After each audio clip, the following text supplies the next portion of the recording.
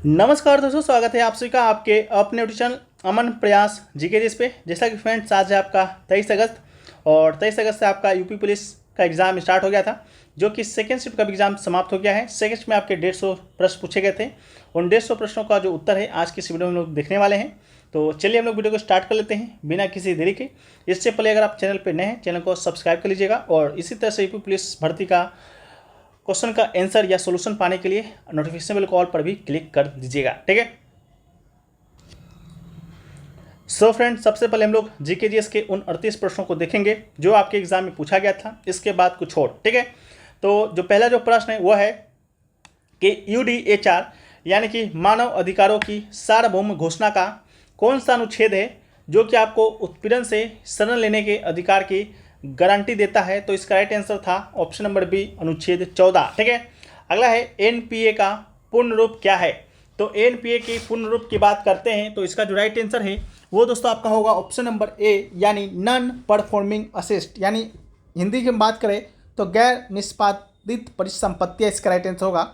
अगला है उत्तर प्रदेश के किस जिले में सैरा नृत्य मनाया जाता है। तो सैरा नृत्य की बात करते हैं तो इसका जो राइट आंसर होगा ऑप्शन नंबर सी, यानी ललितपुर इसका राइट आंसर हो जाएगा।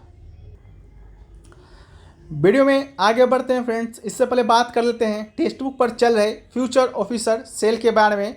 अगर इस सेल के दौरान अगर आप इनका ईयरली का टेक्स्ट बुक पास प्रो लेते हैं तो आपको मात्र 527 रुपये में ये मिलने वाला है। साथ में कूपन कोड अगर आप APG यूज़ करते हैं तो आपको यहाँ पर 12% का एक्स्ट्रा ऑफ भी मिल जाएगा, ठीक है। इसके अलावा अगर आपका सिलेक्शन हो जाता है तो आप इनसे अपना फुल रिफंड भी ले सकते हैं। जिनको टेक्स्ट बुक के विषय में नहीं मालूम है उनको बता दें कि टेक्स्ट बुक आपको भारत में जितने भी एग्ज़ाम कंडक्ट होते हैं उन सभी एग्ज़ामों का आपको यहाँ पर मॉक टेस्ट प्रोवाइड कराता है। साथ में आपको PYPs भी प्रोवाइड कराता है।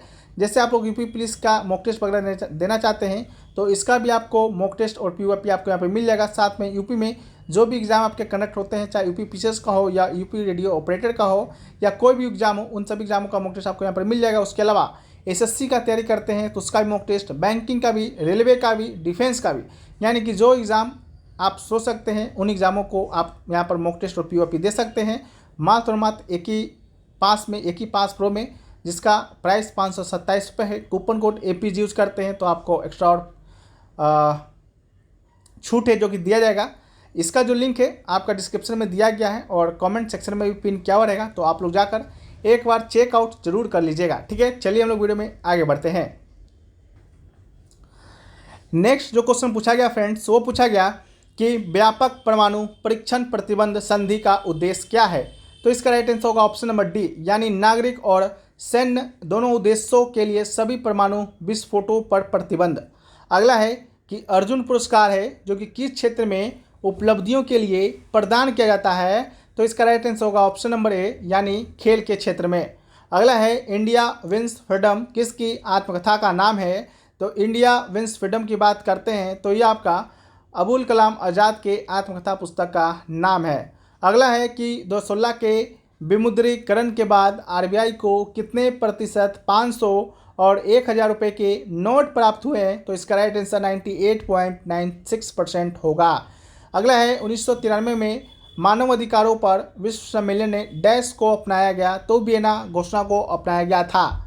अगला है कि किस संवैधानिक संशोधन अधिनियम ने लोकसभा और राज्य विधानसभाओं में अनुसूचित जातियों और अनुसूचित जनजातियों के लिए सीटों के आरक्षण को बढ़ाया।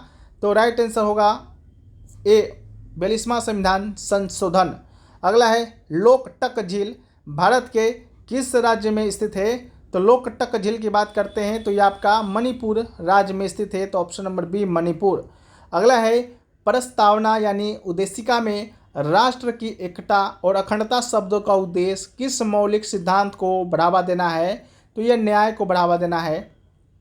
अगला है कि डैश एक सॉफ्टवेयर प्रोग्राम है जो इंटरनेट के माध्यम से आने वाले सभी डेटा को फिल्टर करता है।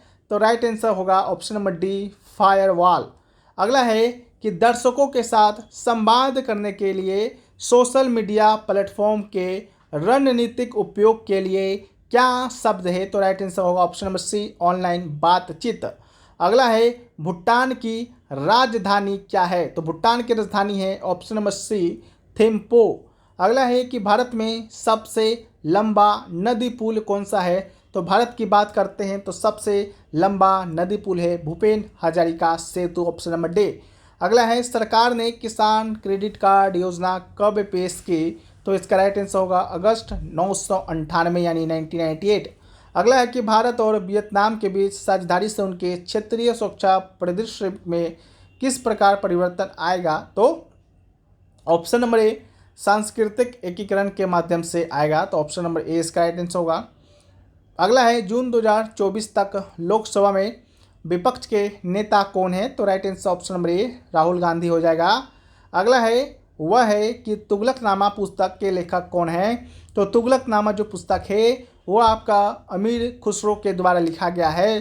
तो ऑप्शन नंबर ए इसका राइट आंसर होगा अमीर खुसरो। अगला है कि अंतर्राष्ट्रीय अक्षय ऊर्जा एजेंसी है यानी कि IRENA क्या कार्य करती है।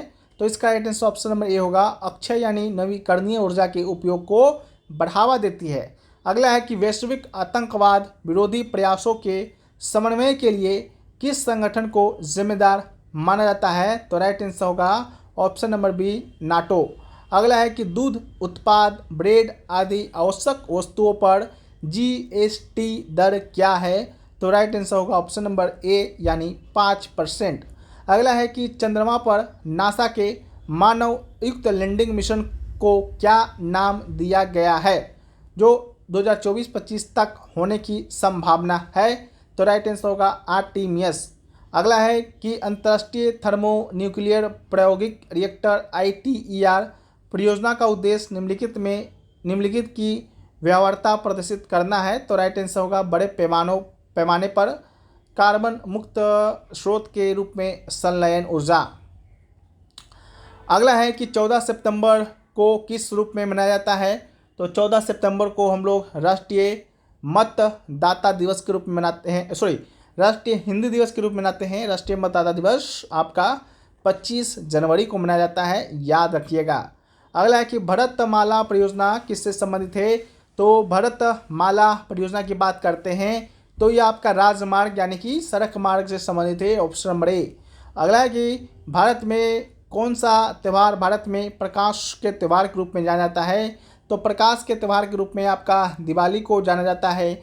उसी प्रकार भारत में रंगों के त्यौहार की बात की जाएगी तो रंगों का त्यौहार को हम लोग होली के तौर पर जानते हैं। क्रिसमस आपका ईसाइयों का त्यौहार है। ईद आपका मुसलमानों का त्यौहार है। अगला है कि भारतीय GST में निम्नलिखित में किस प्रकार का कर प्रस्तुत किया जाता है। तो राइट आंसर सेवा कर यानी ऑप्शन नंबर बी होगा। जब आप GST का फुल फॉर्म देखिएगा तो यहाँ पर लिखा रहता है good and services tax. Services का मतलब ही होता है सेवा। अगला है निम्नलिखित में किसने पहली बार बुनियादी शिक्षा का विचार प्रतिपादित किया। तो राइट आंसर होगा ऑप्शन नंबर ए महात्मा गांधी। अगला है कि भारत में 2020-21 में कौन सा राज्य मसालों का प्रमुख उत्पादक था। तो right answer option number A Madhya Pradesh. अगला है कि प्रथम life time disturbing the peace award यानी कि शांति भंग का आजीवन पुरस्कार का प्राप्तकर्ता कौन है। तो राइट आंसर होगा सलमान रुश्दी, ऑप्शन नंबर ए। अगला है सबसे कम लिंगानुपात वाला राज्य कौन सा है। तो सबसे कम लिंगानुपात वाला राज्य है ऑप्शन नंबर ए हरियाणा। इसके अलावा सबसे कम जनसंख्या घनत्व वाला राज्य की बात करते हैं तो यह अरुणाचल प्रदेश, और सबसे ज़्यादा जनसंख्या घनत्व की बात करते हैं तो यह बिहार का होगा। अगला है कि जनसंख्या D का घनत्व है तो इसका राइट आंसर होगा D = N यानी कि नंबर और बट्टा S यानी स्पेस यानी ऑप्शन नंबर सी इसका राइट आंसर दोस्तों हो जाएगा। अगला है कि बायोमीट्रिक प्रौद्योगिकी का एकीकरण भारत के आंतरिक सुरक्षा ढांचे को कैसे बढ़ाता है। तो ये नागरिकों के लिए कागजी कार्रवाई को कम करके प्रशासनिक प्रक्रियाओं को सुव्यवस्थित करके, ऑप्शन नंबर सी इसका राइट आंसर होगा। अगला है कि 1928 में बारदोली सत्याग्रह का नेतृत्व किसने किया। तो राइट आंसर होगा सरदार वल्लभ भाई पटेल। ये जो वल्लभ भाई पटेल हैं इनको सरदार की उपाधि भी इसी सत्याग्रह के दौरान यहाँ के महिलाओं ने दिया था, इस बात को भी याद रखना है। अगला है कि 2021 में इंस्टाग्राम को इंटरनेट पर दुनिया भर में सबसे अधिक इस्तेमाल किए जाने वाला सोशल मीडिया प्लेटफॉर्म में डैश स्थान दिया गया। तो पहला स्थान दिया गया ऑप्शन नंबर बी का। अगला है कि चीन ने तिब्बत पर आक्रमण कब किया, तो चीन ने तिब्बत पर आक्रमण किया 1950 में, ऑप्शन नंबर बी। अगला है कि निम्नलिखित में से किस जीव को जल प्रदूषक का जैव संकेतक माना जाता है, तो केचुआ को, ऑप्शन नंबर ए इसका राइट आंसर होगा। इसके अलावा फ्रेंड्स ये आपका 38 जीके के प्रश्न रहा जिसके 100% सटीक आंसर हमने आपको दिया।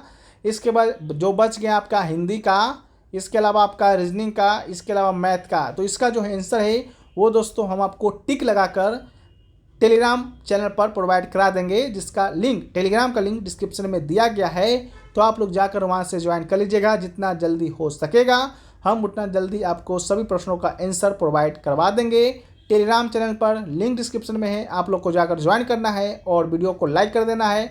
अगर वीडियो को लाइक कर दिए हैं तो कमेंट करना चाहते हैं तो कमेंट कर दीजिए। चैनल पर अगर आप लोग नए आ रहे हैं तो चैनल को सब्सक्राइब कर दीजिए। अगर सब्सक्राइब कर लिए हैं तो इसी प्रकार से वीडियो पाने के लिए, यूपी पुलिस से जुड़े हर पल अपडेट के लिए चैनल का नोटिफिकेशन बेल भी ऑन कर लीजिए। तो चलिए मिलते हैं हम लोग नेक्स्ट वीडियो में, जब तक के लिए जय हिंद, वंदे मातरम।